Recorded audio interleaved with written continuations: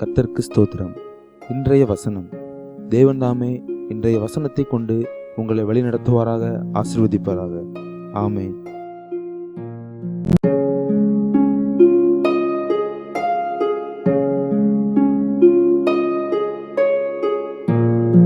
ஆனபடியினாலே நீங்கள் மறுபடியும் அடிமைத்தனத்தின் நுகத்துக்குட்படாமல் கிறிஸ்து நமக்கு உண்டாக்கின சுயாதீன நிலைமையிலே நிலை கொண்டிருங்கள்.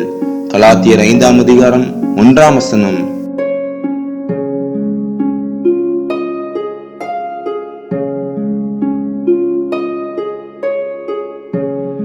It is for freedom that Christ has set us free.